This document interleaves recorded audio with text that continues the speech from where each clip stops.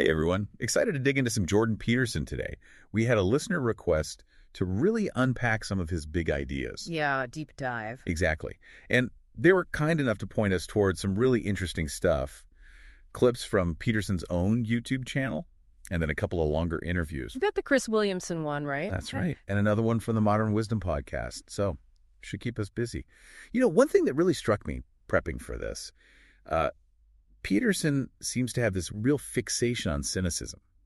Like it's this danger zone, especially for younger people. It's definitely a recurring theme in his work. What do you make of that, this idea of cynicism as a trap? Well, he sees it as a kind of stage, Yeah. right? You start out maybe a bit naive, overly optimistic. The world's your oyster. Exactly. Yeah. And then at some point, you wake up, you see the flaws, the injustices. The oyster is past its sell-by date. Sure. And for Peterson, the danger is getting stuck there in that disillusionment. Instead of building something better, you just kind of set up camp in negativity. Yeah, and he even goes as far as saying cynicism can make a bad situation worse. He has that phrase, creating a hell below hell. Right. It's like you're not just suffering, you're also losing the will to actually improve things. Which he's seen firsthand. Yeah. He's talked about how as his audience grew, he was really struck by just how much demoralization he was encountering.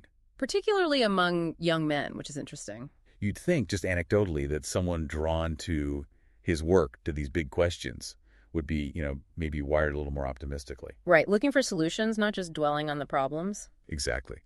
But Peterson's point seems to be that a lot of people are already in that really cynical headspace, and it becomes self-perpetuating. And then the cynicism itself becomes the obstacle, right? So it's less about seeing the world clearly, more about just being stuck. Right.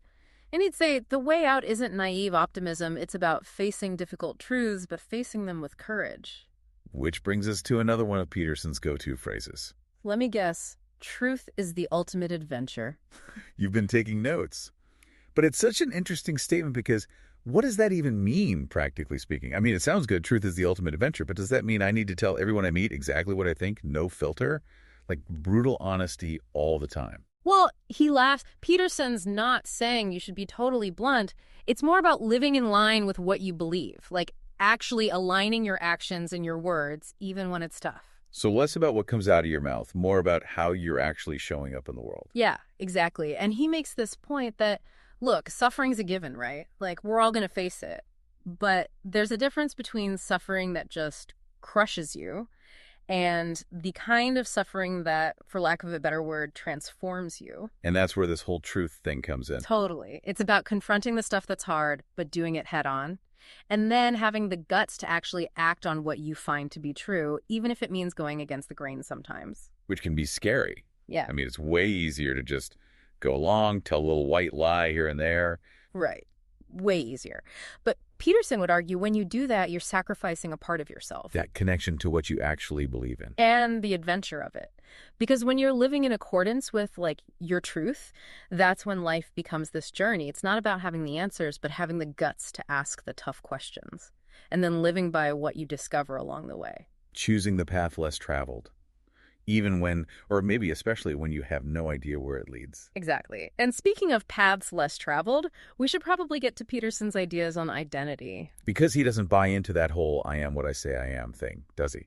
It's easy to fall into that trap of thinking identity is just about what you feel like on any given day. Right. Like it's as simple as today I identify as. Exactly. Yeah. But Peterson's saying, no, it's a lot more grounded than that. Way more.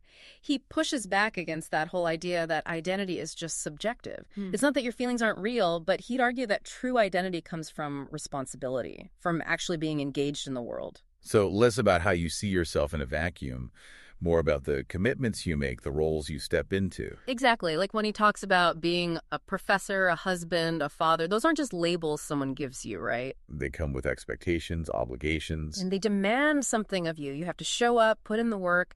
And it's through that effort, he'd argue, that you actually build a sense of self. It's like that saying, you are what you do, not just what you say you'll do.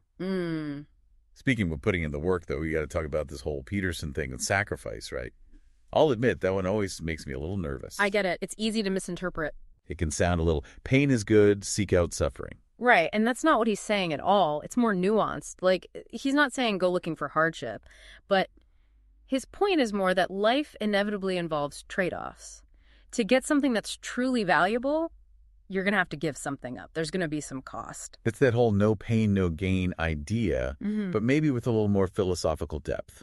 Right, and he uses some powerful examples. Like, he talks about the story of Abraham in the Bible. Willing to make the ultimate sacrifice. Because he believed in something bigger than himself. But even on a more everyday level, Peterson talks about things like setting boundaries with people you love. Which can be so hard. It can. Or even just ending a relationship that's no longer serving you, even if it's painful in the moment. All these little deaths, right? Like, these are all forms of sacrifice in a way. Choosing something harder in the short term for hopefully something better down the line. Exactly. It's about playing the long game. You know, it's funny, thinking about all this, it actually reminds me of something else Peterson said about the importance of asking what he calls stupid questions. Which, on the surface, seems counterintuitive, but it actually ties into everything we've been talking about. Totally. It speaks to this need for humility, acknowledging what you don't know. Being willing to raise your hand and say, I don't get it. Could you explain that? Even if you think you might sound foolish. And what Peterson found, I love this story, is that it was often the students in his classes who asked those dumb questions, the ones who were willing to admit they didn't know something, who actually ended up making the most profound insights. Because they were willing to dig a little deeper, challenge the assumptions. They weren't afraid of looking silly, and that's what opened them up to really learning, which I think is a great note to end on. It really is. So if there's one thing you take away from this whole deep dive into Jordan Peterson, let it be this. Don't shy away from discomfort. Ask the stupid questions. Embrace those challenges, because that's often where the good stuff is, on the other side of that discomfort. Perfectly said. And hey, to quote Peterson one more time, if truth is the ultimate adventure, what truth are you going to go after? That's something to think about. Until next time, everyone, keep diving deep.